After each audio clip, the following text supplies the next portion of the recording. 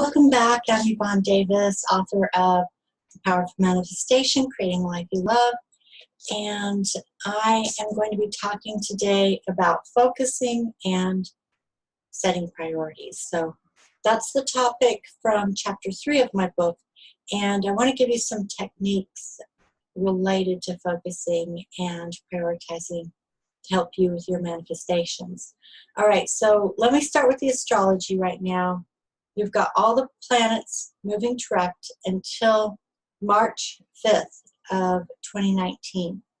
This is an incredible time for getting things done. So we want to make the most of this time from now until March 5th. If we can even get more of that done before February 23rd, that's even better, because February 23rd will move us into the shadow of Mercury retrograde. So the sooner we can get things done, the better, and take advantage of this energy. All right, so let's talk about focusing and prioritizing. So when we are manifesting, first we need to know what we want. Now, many of you have gotten in touch with me by email, or some people have left comments below the videos, and you have let me know what it is that you want to manifest, although some of you said you're not really sure. So the first thing I want to talk about is, how do you know what you want? Some people, that's easy. You know exactly what you want. That's great. You're like already on top of things. If, however, you are really struggling with that, like defining what it is that you want, try to figure it out, really get in touch with it, what I would suggest is some daily journaling. I like to journal in the morning. I've always got a journal by me, and morning is my favorite time. That's the time when I can connect with, well, one, I like to drink coffee, but also I can really connect with myself in a peaceful way and connect with what it is that I want in my life and what I want to accomplish that day. And I write it down. And that way I know exactly what I want to accomplish in that day and the direction I'm moving in. So if you're feeling unsure, and it doesn't have to be in the morning, but I would suggest daily journaling to really touch in with yourself and self-connect. And if you're not sure what it is you want, just play around. You know, it's like just writing it down on paper is not set in stone. If you find out it's not what you want, that's fine, you know. Just let yourself kind of play, like when you were a child and you were, you know, making up your Christmas list for Santa. Play with it like that. Have fun with it. And the second thing is, you can also start with something small. You know, it doesn't necessarily have to be something life-changing. It could just be something small, like maybe you want a new piece of clothing, or maybe you want to lose 10 pounds, you know. And those things, because they're smaller and they're more short-term, can be much easier to manifest. But the thing about it is, I want to be very clear that even if you can learn how to manifest something small, that will eventually lead to something bigger, because we develop these skills just like any other skills. So, so keep that in mind. It doesn't have to be life-changing. It can be something small, and try to connect with yourself on a daily basis and write down, you know, connect with what it is that you want and write that down. So that will help a lot. Now, in terms of focusing, one of the things I want to make clear about manifestation is that we're actually all manifesting all the time. And a lot of people don't realize that. They think it's just something you do like over here. And I would say in terms of consciousness, that's probably true. But the truth is that we are all manifesting all the time. And so the way you know that is you just look at what you're doing in the moment. So for example, I'm making a video. So I am manifesting the creation of a video, and I'll put it on YouTube, and that's part of a longer manifestation. But the video itself is actually a manifestation. And so whatever you're doing right now, if you are watching, then I would say you're building energy toward transformation. You're educating yourself. and you're getting in the stream of that energy. Or if you are making a meal, for example, or if you're eating, then you are creating your body in that moment through whatever it is you're eating. If you are with other people right now, then you are manifesting relationships and the quality of those relationships based on how you interact with those people. And so if you're getting ready for bed, or what, maybe, I don't know what time you're watching this, if it's in the evening, obviously you might be getting ready for bed, or if it's in the morning, you might be getting ready for work, or if it's on the weekend, you might be planning some activities for the weekend. But whatever it is you're doing, that's what you're creating in that moment. That's what you're manifesting in that moment. And so, you know, I have the attitude that the universe is trying to teach us things. And I think that as we learn to manifest, we do actually get better at it. But that doesn't mean, I don't think that means that we have ultimate and absolute power over reality, only over how we experience it, how we take it in. Because there are always going to be things that the universe is throwing at us that is trying to teach us and help us to grow.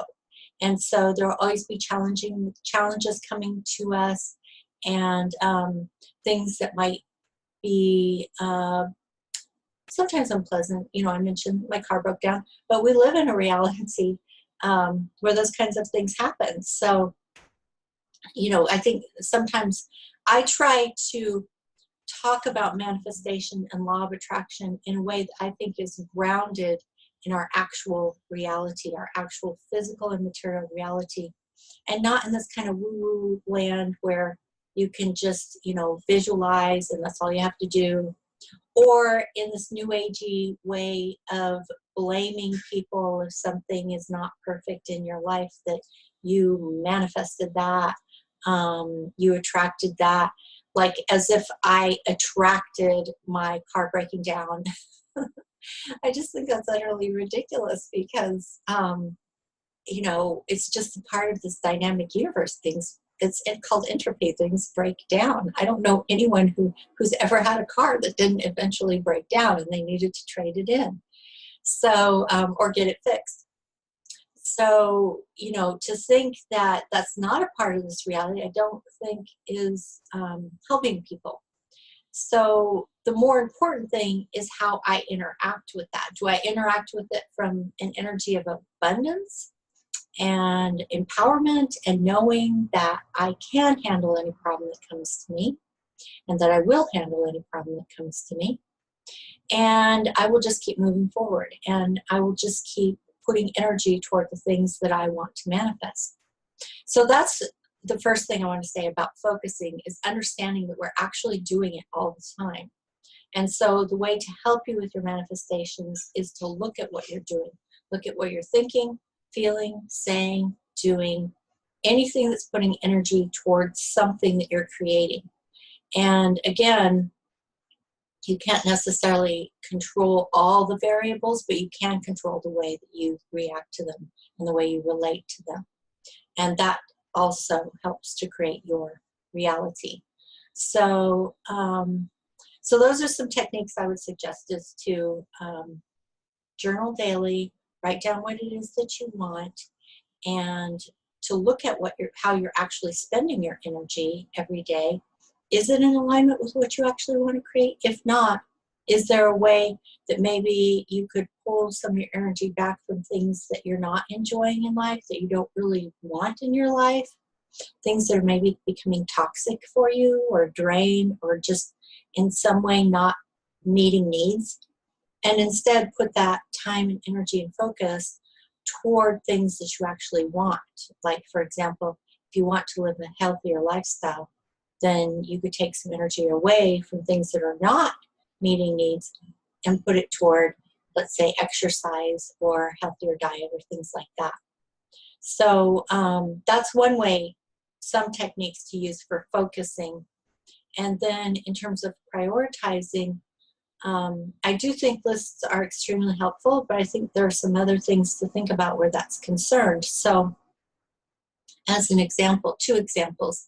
One is Something that used to really drain me of energy and focus in the past was when I would have a list of things in my mind that I needed to do, and I didn't acknowledge the reality that I could probably only do one of those things at a time.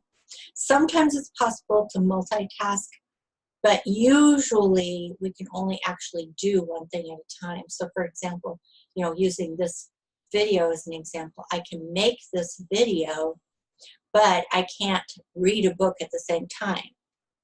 I can't do my homework to complete my master's degree at the same time. It's unlikely that I can, do sit-ups at the same time. So it's just the reality of how we have to prioritize. We have to make choices. I'm going to do this. I'm not going to do that. And the most important thing is to not eat yourself up or shame yourself, guilt trip yourself, blame yourself, in any way should yourself about the things that you're not doing.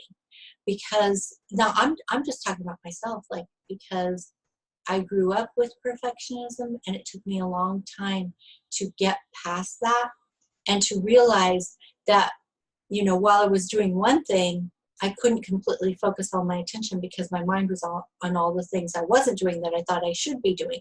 Instead of just acknowledging the reality, I could only do one at a time. And that drained me of a lot of energy.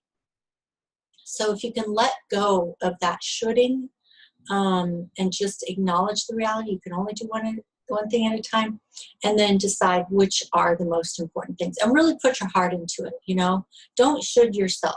Now, obviously, sometimes bills got to get paid. Other people in our lives that are important to us, we've made commitments to them, we need to follow through. Like, as I've mentioned, I am in a master's program. I have homework and deadlines to meet and things like that. So we do have commitments that we want to follow through on because of the long-term needs that those are meeting. But once those things are done, and then it's basically your disposable time, look at the things that are actually meaningful. Look at the ways that you squander time doing things that actually don't matter to you or that you think you should be doing. Those are the two ways we tend to squander time. It's just like that bell curve that I showed you, that too often, because we push ourselves too hard to do things we don't really want to do, and that we think we should do, then we end up on the other side, just, vegged out on the couch watching TV, binge watching TV, because we're so exhausted, and neither of those things are really meeting our needs, the ones that are really important to us. So keep that in mind. The more you can pull your energy away from things that are not meeting needs, that you don't really want in your life, then you have that to put toward things that do matter. So just pay attention to how you're spending your time, because you are creating your reality in every single moment, and that's just the truth. So one more technique I want to leave you with is using archetypes. And I will touch on this more in later chapters in the book. But the idea of an archetype is to think of someone who, in a sense, embodies what it is you want to manifest. So as an example, I am working with self-discipline right now. Obviously, there are many material manifestations that I am working toward, such as building my YouTube channel, working on my master's degree, things like that. And I also mentioned, I'm trying to lose a little bit of weight. So these are actual physical manifestations that I'm working toward. However, I also want to develop a personality trait of greater self-discipline. But I want to do it in a way that is gentle and really associates and relates to discipline in a way that is supportive, that is empowering, that I don't have to fight it, I don't have to resist it, because it becomes woven in with my passions, like learning to couple self-discipline with things that are important to me, that I'm passionate about. And so I can feel good when I'm behaving in a self-disciplined way. So I'm thinking of someone who has a trait, who has that trait, who seems to make self-discipline just look glamorous, makes it sort of look easy, like it's just who she is. And that's the way I want to be. So I'm using her as an example, like a role model. And that's how you do archetypes, because an archetype is an energy that is embodied in a specific person. And just so you know, that person doesn't have to be anyone you know personally.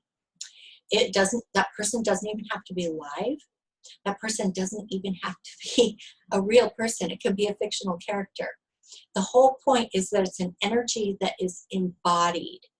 So if there's something you're looking for, glamour, self-confidence, success in the field you're trying to be successful in, or someone whose personality you admire, whatever it is, however you know that person, whether in person or not, whether they are alive or someone, you know, in history, or even a fictional character, if they are embodying the energy that you are longing to embody yourself, you can use them as an archetype.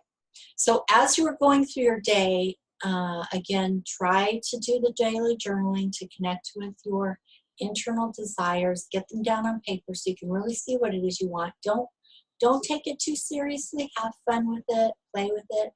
And then watch how you spend your time. You know, stay awake. Stay conscious as you move through your day. Say, okay, I'm here. I'm doing this thing. Is it meeting needs? What needs is it meeting? Am I really happy with this? Is there something else I could be doing in this moment that I think would better meet needs for me? Is there a way I can shift away from this thing that's not meeting needs toward the things that are meeting needs? Just look at that every day. Even if you can just find one thing that you see as like an energy drain, a time drain, that's really not meeting needs. And then also hold your archetype in your mind and ask yourself questions like, what would that person do in this situation? You know, like I asked myself about this person who's very self-disciplined. I asked, what would she do in this situation? You know, how would she handle this situation? What would she do at this time in the day? Or as she's encountering such and such task or such and such project or anything like that. I just try to put myself in the mindset of that person so that I can embody that archetypal energy. Okay, so I hope these strategies are helpful to you, you know, and you may want to watch the whole video through and just take it all in at once, and then maybe during the week, you know, take a few days to just watch snippets of it and try out these different strategies that I've offered to you, so that you can see if they work, put them into practice. All right, so again, I just wanted to mention about the astrology with all the planets going direct. Make as much use of these days between now and March 5th, 2019 as you possibly can. It is such a powerful time. So I wish you the best, and I hope this is helpful. And if you have any questions or comments, feel free to leave them in the comment boxes below. And I will look forward to talking to you and making the next video. So thanks for showing up, and I'll see you again next time. Bye-bye.